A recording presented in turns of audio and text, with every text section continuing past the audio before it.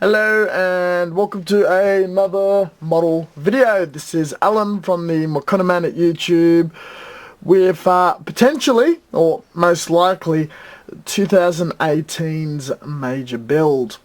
Now, for 2017 we were working on the mass production QBallet.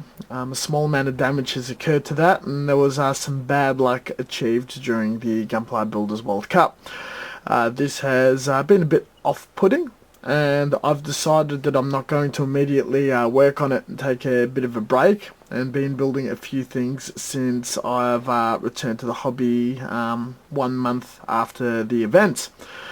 Planning myself out and what I'm going to do for 2018. I've got a few large projects that are unrelated to what I normally do, though is still hobby and channel related.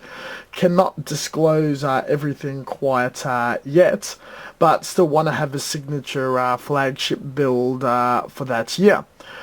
I am not too sure if I will be entering next year, or if I'll be attending the Gunpla Builders World Cup. But what I do want to do for 2018 is have a large special build for the IPMS Model Expo. And what I intend to do is build this kit, modify it as far as I can, and give it a candy gold finish with a little bit of extra detail. And again, going on the smoke and explosion theme that the QBallet was going for, have that in the background. So the modifications are not going to be that too outlandish or fancy. There won't be any 3D printed parts, but it's going to be really special and really nice. This is quite a fantastic kit. I've seen what it looks like snapped, and I've opted for the version with the awesome base and extra decals. Really like the design. Hope to improve on it further and just really enjoy it. The bad luck that I did have in Sydney was the disqualification of their kits due to 3D printing, and entered it anyway. The finish sustained a bit of damage in transport, and opted to enter my friend's kit competition instead of my one. So that's all that. That's what everyone's aware of, and going to just smash this one out. Now, as I was having my 1 month break from the hobby, just a quick little look around. This is normally my area that I take photos and film the videos. And this is just a little bit of area that I build, prep, store things and whatnot. And I've got the camera up here for streaming, laptop for music and whatnot, 3D printing or printer, and the kits I'm currently working out. Shelves for storing kits and projects and stuff that I currently build. And this is the big change I've done in this area, my main workstation.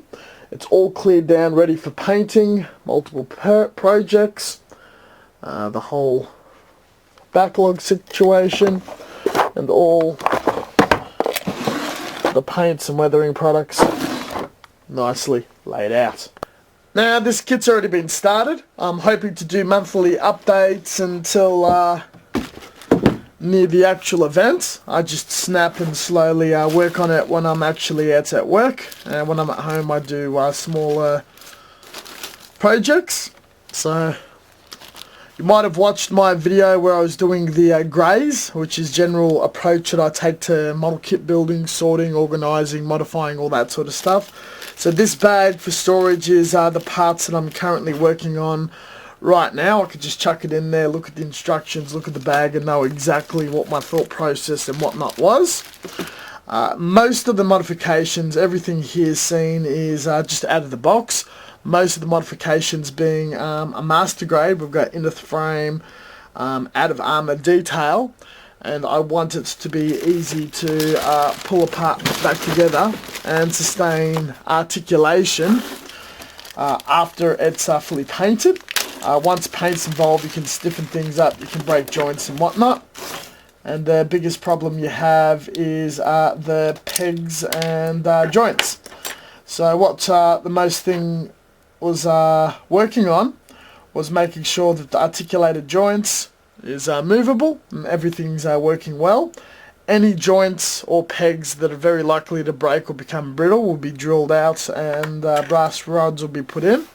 But where we have these holes and whatnot, they're all widened or cut or distorted or moved around. So when parts are snapped together, they go together really loose. When it's thickened out with paints, it's still not going to be a problem. And a little bit of PVA glue run to permanently stick it together. In here we've got these fins for these components to click in. They have been severely cut and moved, so they just pop in and pop out really easy without any resistance. So that's most of the work that I've been doing, and it's all been just very slow and revolving around that. Details will just be cutting panels open, drilling holes, widening bits, shortening bits, and a few bits and pieces glued here and there. Tiny bit of styrene plates to extend things, and sharpening V-fins. Now this is the main body, and we'll have a look in detail of all the work I have done.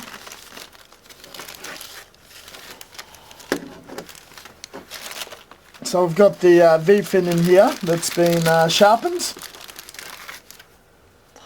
and filed down evenly, so you don't have those safety nubs, and they look quite nice and realistic. I've got some photo etch V-fins for chunkier, older, not as interesting looking ones, but this one is very well sculpted.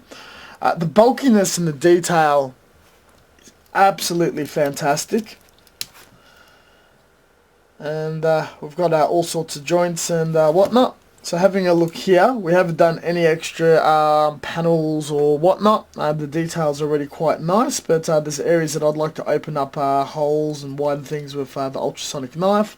Again, each hole for peg has been loosened, so everything comes together and apart really easy.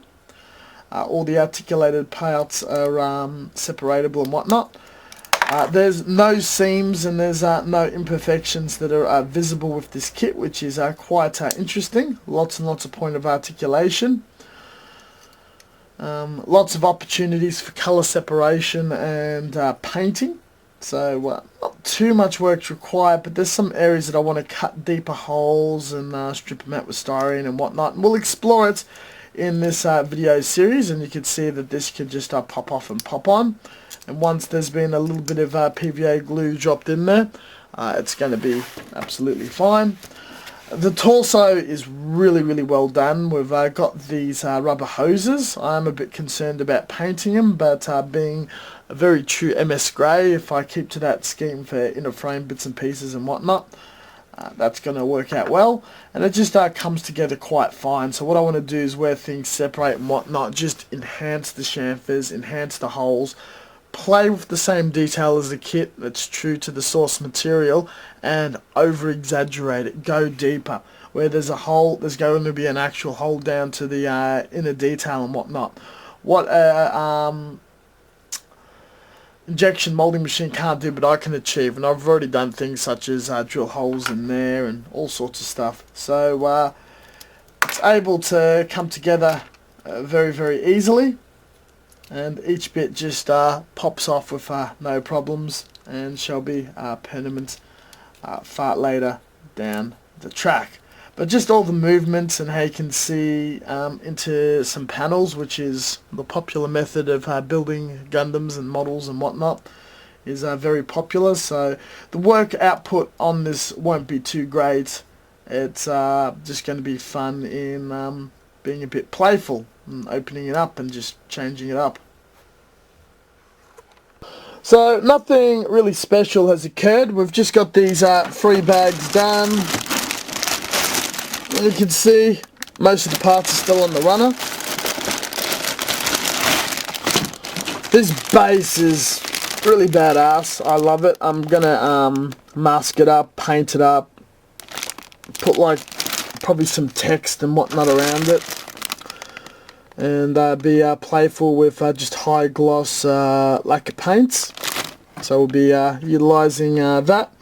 But for now, this is about, believe it or not, 2 months work to get this far, to cut each piece up, remove the nub, polish it down, test fit it, open the joints, all that sort of bits, play around with it, play with the articulation, see if it's strong, see where it's weak, and just get the whole thing snapped as the one standing finished Gundam on base.